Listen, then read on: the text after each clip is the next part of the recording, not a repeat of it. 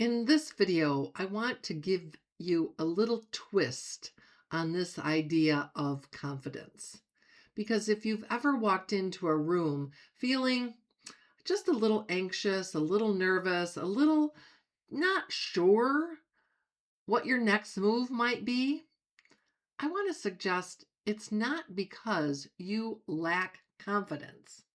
It's a design problem is what I want to encourage you to think about. It's leadership is not about eliminating anxiety. It's about designing spaces where you feel secure in your authentic voice and you can step up and step out. I want to bust a myth today because confidence isn't about standing taller, being louder, magically appearing to be something you're not. Confidence is slightly a shift in feeling more grounded. What can you do today to feel 5% more grounded? Because the biggest misconception that I've seen is that communication is a soft skill or a personality trait. How you show up every day is a design challenge. And if your voice shakes, if your mind goes blank, if it's not a character flaw, there's not something wrong with you. It's an identity lag. Your nervous system hasn't quite caught up to the person you're becoming. It hasn't cemented in your brain that you are all that. Identity lag is a very natural psychological response. It's not a sign of incompetence. Your body has been conditioned by past experiences, internalized beliefs, and it can interpret visibility, standing before a group, as a threat. This disconnection between your evolving professional identity and your nervous system's outdated programming can be really frustrating. It's also an invitation to redesign your approach. So instead of viewing your shaky hands or your shaky voice or your knees knocking together or your mind going blank as evidence of a personal flaw, consider them clues to take action. What if you treated these moments as signals to adjust your environment, your mindset, or your pre-speaking ritual, which I call prime your presence? For example, maybe you need a different grounding technique. Maybe you need to do some intentional breathing, even designing the physical space to support you. So if you spend a lot of time in your office on Zoom meetings and you're finding that they really make you anxious, think about the design of your workplace, your workspace. Do you have an opportunity to keep your feet planted on the floor? Is your camera at eye level? Maybe you want to stand instead of being seated.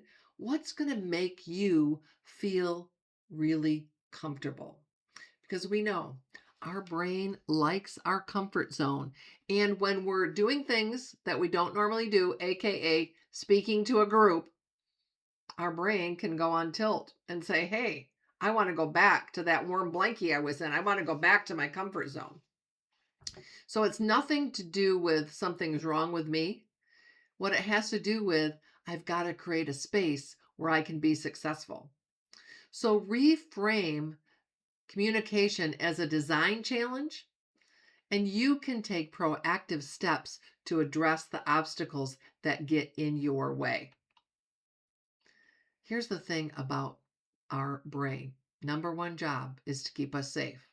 And it doesn't want us to grow and change. It doesn't like that. So when we're on the path to making changes, it can kind of pitch a fit, if you will. It can say, hey, what are you doing? Why are you doing this? Right? And give us all kinds of back talk. That's your inner critic showing up.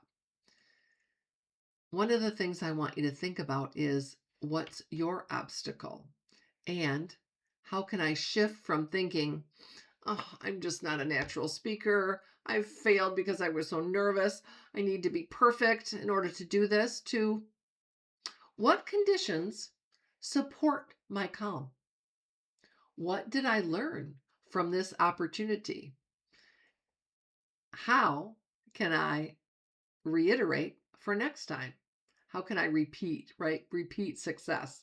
Thinking about what worked and what do I want to continue to focus on in terms of what worked. Because we have a tendency to focus on what went wrong. What went well? Maybe what went well was you showed up. You had the courage to step out. You shared your idea in a meeting. Whatever it is, think about what went right and celebrate that fact. There's two Stanford professors, maybe you've heard of them, Bill Burnett and Dave Evans, who have written and talked and taught about life design. It emphasizes that clarity emerges through action and experimentation rather than simply thinking. That's why I think it's so important to practice your presentation, the opening line of a difficult conversation, whatever it is you're doing, you practice by saying it out loud. It sounds so much different, and it is so much different than when you think about it in your head. True presence in any room, in front of a big crowd, in front of your team meeting, even in a one-to-one conversation, is not about overpowering others or asserting dominance. Instead, it comes from trusting yourself and your abilities.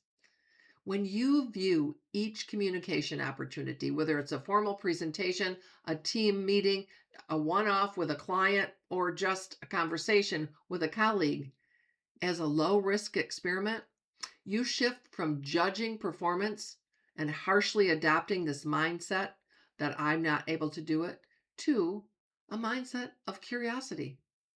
What worked? What went well? What could I do differently next time? And that's the key question. It's not what went wrong and how could I get better? Of course, we want to work towards excellence, not perfection, but what worked? What did I do well? What will I repeat next time? Leadership presence is not something you construct once and for all. It's something you continually redesign. Think through and practice. Build your self-trust, and curiosity can come along and reshape how you show up and connect with others. If you know someone that would benefit from listening and watching this video, please feel free to share it. And of course, if you haven't done so, subscribe to my channel so you get my weekly videos. Until next time.